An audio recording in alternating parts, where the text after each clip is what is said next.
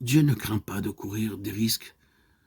L'expression peut paraître osée, mais c'est pourtant vrai. Dieu ne craint pas de s'exposer à des malentendus, pourvu que pour finir il atteigne son objectif. Pauvres êtres limités que nous sommes, dont l'intelligence est assez courte vue, qu'importe au Dieu éternel que nous prénunons, que nous méprenons pour un temps, sur les mobiles qu'il inspire, s'il peut, en nous déconcertant, mieux parvenir à ses fins.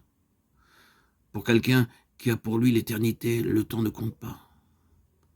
Il a un objectif en vue, et pour l'atteindre, il dispose d'un avenir illimité. Il peut bien s'accorder de laisser sans réponse, dans notre petit entendement humain, les questions que soulève sa manière de faire.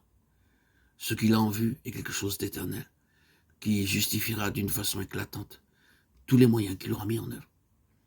Il peut donc courir le risque d'un malentendu. Ce ne sera jamais que pour un temps. Il le sait. Et s'il estime que le but en vaut la peine, il n'a pas besoin d'autres raisons pour justifier sa manière de faire.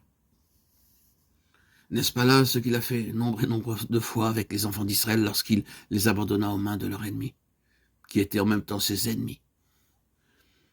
Ces nations païennes auxquelles il ne cessait de manifester son opposition et contre lesquelles il avait pris une attitude qui excluait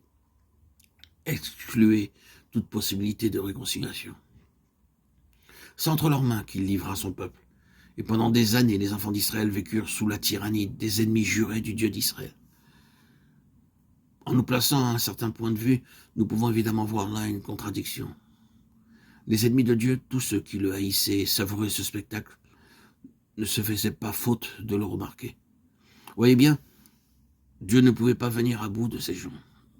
Aussi s'en est-il débarrassé. Mais oui, il n'a pas pu en tirer ce qu'il voulait, alors naturellement, il les a abandonnés. C'est précisément cet argument-là que Moïse fit valoir devant Dieu, dans une heure d'intercession inoubliable.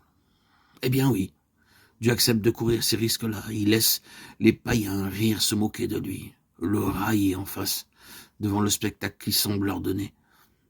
Tranquillement, il laisse croire à sa faillite. Il laisse dire qu'on ne peut pas se fier à lui. Cependant que son peuple est la proie de l'ennemi, et ce n'est pas une fois seulement que la chose arrive. Jérusalem est foulée aux pieds, les passants s'en vont, disant « Ces gens-là ont mis leur confiance en Dieu. » Voyez donc le résultat.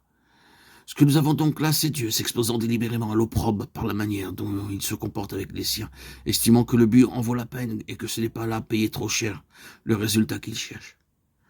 Qui prétendra sonder les voies de Dieu? C'est toujours une erreur que de les apprécier suivant nos critères humains.